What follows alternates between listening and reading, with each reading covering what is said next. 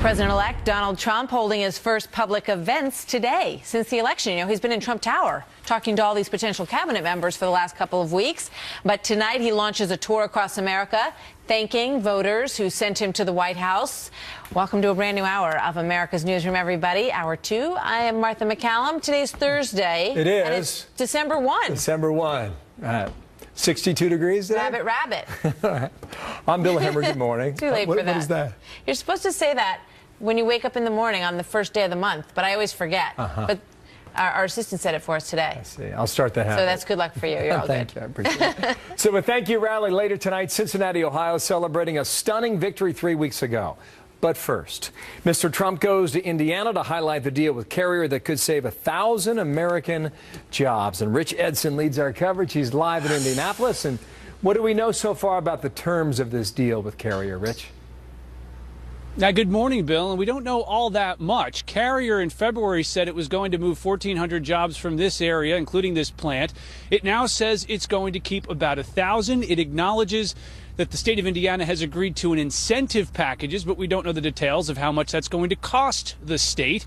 The company does say, however, that it's the result of negotiations with the incoming Trump-Pence administration, and they have made it clear, according to the company, that they support the business community and to create an improved business environment. Trump and his allies say he is making good on a campaign pledge to negotiate a deal to keep companies like Carrier from moving jobs overseas and over to other countries.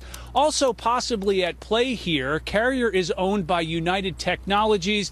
They get about $5 to $6 billion in government contracts, and there is a move within Congress to punish companies that receive federal contracts and then move jobs overseas, Bill. So there are some who are critics of this deal. What are they saying, Rich? They point out we're unclear how much this is going to cost the state of Indiana in this incentive package. Also, it still doesn't change the fundamentals, they say, of the U.S. economy and what's causing companies to move jobs overseas. Even Carrier acknowledges it in its statement, saying, quote, "This agreement in no way diminishes our belief in the benefits of free trade, and the forces of globalization will continue to require solutions for the long-term competitiveness of the U.S. and of American workers moving forward." Others question whether other companies will start to say they're going to move jobs overseas and get some sort of package in return from their state. States and companies are doing that right now, even within the United States, when companies threaten to move to different states within the U.S. Bernie Sanders, senator who also ran for president of the Democratic Party, also says that Trump was taken advantage of in this negotiation. But still, folks here, workers here, are pretty excited.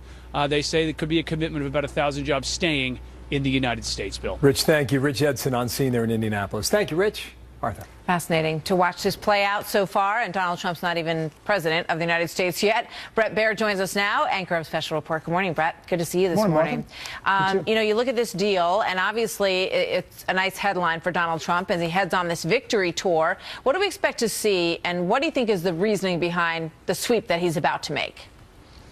Well, one is this touting of this deal. And listen, we don't know, and Rich, I think, accurately reported that all of the specifics yet, the minute details. We do know the broad construct, and I heard your discussion, Martha, with Melissa Francis earlier, and I think it was right on. The politics of this could not be better for Donald Trump. It is the image of already getting to work, the image of saving jobs, and it is 1,000 jobs. And other companies say, you know, we may still leave, and the New York Times says, you know, more jobs are leaving, and this is just 1,000. But guess what? You can't save hundreds of thousands until you save your first 1,000, and that's the image that this is portraying. He's going to tour Carrier, so you'll get this, you know, this visual of the president-elect touring this company that he is making these deals with before he gets into office. And secondly, he's going to have this Cincinnati rally that I'm sure is going to be packed, and he's probably going to be energized since he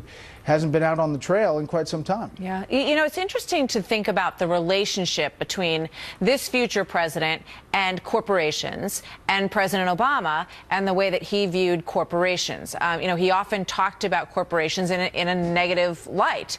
And now you've got Donald Trump traveling out there, talking to them, saying, you know, let's figure something out here. Let's sit down.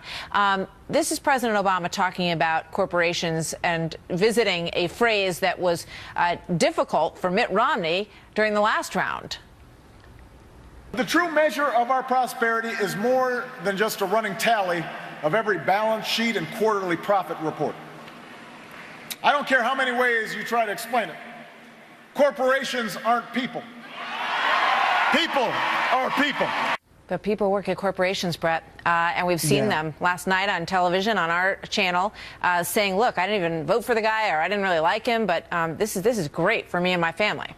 Yeah, I mean, this was in the campaign for President Obama a big talking point, and he was running against the big corporations that were tough on the little guy. The problem was the little guy was forgotten this past election, and Donald Trump really spoke to the little guy, saying the increased effort on the economy, you know, the rising tide will raise everybody's boats, and that struck a chord. I think President Obama, throughout his administration, critics would say, did not deal with businesses that well. And you talk to big CEOs and their dealings with the administration, and they wince, most of them.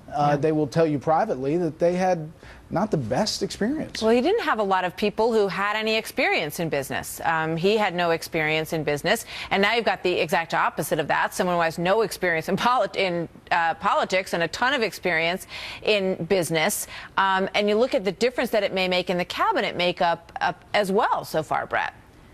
Yeah, and I think they're starting to see some of that. I know the criticism is that he's not draining the swamp by putting in Steve Mnuchin and Wilbur Ross. But if you listen to both of those men talk, they are clearly on the Trump train as far as how they're going to deal with the economic matters for the president-elect as he becomes president. I'll tell you a quick story. At the business roundtable here in Washington, a lot of CEOs were here, and it was during the transition. I mean, it was during the lead up to the election, before the election, and both teams, the Clinton team and the Trump team, presented to these CEOs. And privately, they said they came in very skeptical of Trump and whether he could do it. They left that meeting after listening to the transition plans for the first 100 days, and a number of people told me it's shifted, like 30-70 Trump to about 80-20 towards Trump, just listening to what the plans were going to be as far as when it came to businesses and growing the economy. Yeah. I mean, it's obviously, it has not even begun yet, but it is a good day, and politics and success are measured in, you know, the headline for that day and building on that success over a long period of time. So we'll see where it goes, but there's been a lot of positive reactions so far. I want to switch gears just on this last moment with you, Brett, and ask you about the interview that President Obama did with Rolling Stone, where he blamed in part Fox News for what happened.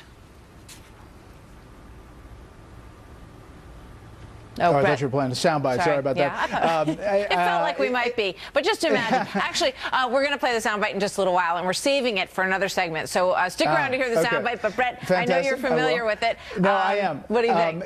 Well, listen, I think it's pretty remarkable that Fox News has been mentioned at the beginning of the president's term, in the middle, and throughout. He obviously thinks about Fox quite a bit and believes that we have a lot of power. He said we were on in restaurants and bars throughout the country in certain areas, and that was part of the problem, he said, of Democrats getting their message across to those people, is because we were on in bars and restaurants. First of all, I'm not sure how many bars and restaurants we're on in. I'm making a pitch for airports. I made it on a special report. Tell me about it. I think we should turn that. But the Washington Post had this, Martha. They said President Obama and other Democrats could appear on Fox News Channel much more often than they do. He said that the Washington Post says what it can control, President Obama said, is the grassroots outreach. What it can't control is the content of Fox News. That's not entirely true. By granting more interviews of Fox News, President Obama, Hillary Clinton, and other Democrats would ensure that their voices reach voters supposedly so hard to reach. And it goes on to say, and we fully endorse that statement. And I think it's interesting to see how the president has played this throughout. It's not for not trying. That is for sure. Brett, thank you very much. Thanks. We'll see you tonight. See ya. Brett will be on this evening, of course, on Special Report. And after you watch that, stay tuned for live coverage of Mr. Trump's rally in Cincinnati, the first leg of the thank you tour. This is going to be very interesting, I think, tonight. So stay tuned for that. Starts at 7 o'clock Eastern this evening, plus Sean Hannity's exclusive broadcasting live tonight from Cincinnati with the president-elect and the vice president-elect as well, as they sit down for their first Fox News interview together since winning the election, and that is at 10 o'clock Eastern tonight. A powerful primetime lineup right here on Fox News Channel. And I think it's not in enough restaurants and bars. I'm sure you've had this experience. I want all the people could you please turn the channel? Watching us in bars right now to go ahead and send us a tweet. Keep doing it. And drink every time you hear us talk about this story. Please. All right, breaking news.